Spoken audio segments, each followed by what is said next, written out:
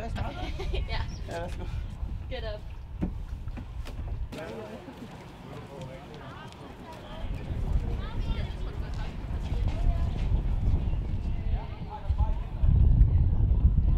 Jeg kan godt lide, at vi sådan arbejder med tingene, at det er sådan, det er et rigtigt vikingeskib. Det er ikke sådan et eller andet i en båd eller i en bog, der er tegning af. Men det er sådan, vi skulle selv ned og tælle, hvor mange navler der var og sådan noget forskelligt, og så regne det ud på den måde og måle det. Og jeg synes, det er en sjov måde at arbejde med det på. Det var gnolomen. Det er den, der laver skyggen. Så når solen den lyser ned på gnomonen, så kommer der en skygge her.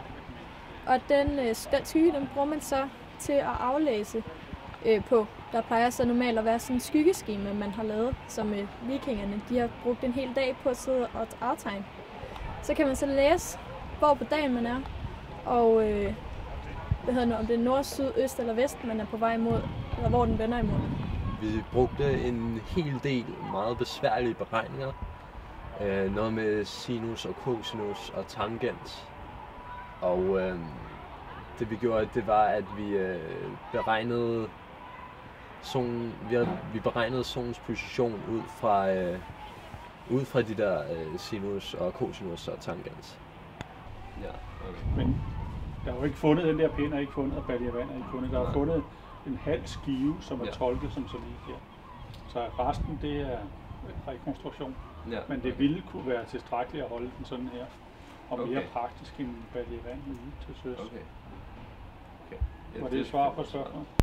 Ja, det var det. Ja, den er stadig nybygger. Ja. Der er også en, der har noget blot på. Vi skal bruge den der krone.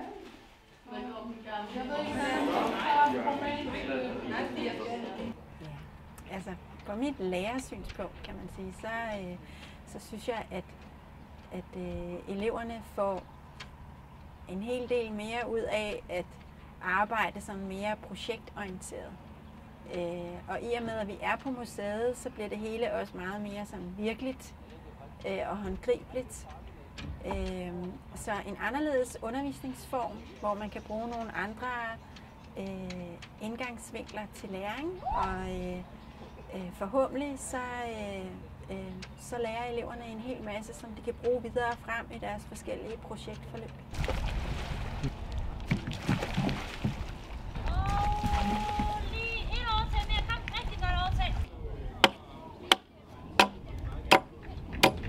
Vi har spurgt nogle forskellige. Vi har spurgt, der er en tømrer her, som vi har spurgt om, hvordan at de har skåret træet ud, og hvor mange planker, der gik på hvert træ.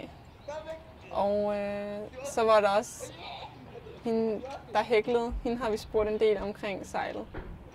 Og så var der også en smed og en der lavede rebene, som vi skulle spørge senere. Og så står der, hvad der er lavet af. Så er det 3-slået eller 2-slået, det ved du godt. Det var mange snore, men... Ja, det er 3 tråde, de slår sammen, ikke? Okay, ja. Og så længderne er det forskellige. Så må du se, men der stod ikke noget om, hvor mange navler der var. Det ved jeg ikke. Men jeg tror, de er enige om, at det er lige under 2.000. Nå.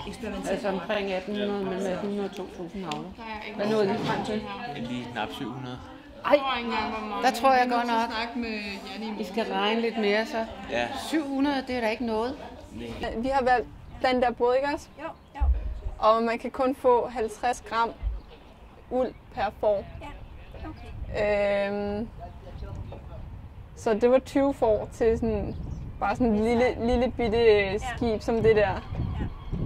Ja. Så bliver man lidt imponeret over, at vikingerne rent faktisk kunne gøre det her uden at have kendskab til sådan moderne matematik, kan man vel sige. Man brugte meget flere ressourcer, end jeg havde regnet med, og det tager meget længere tid, end man lige havde tænkt over.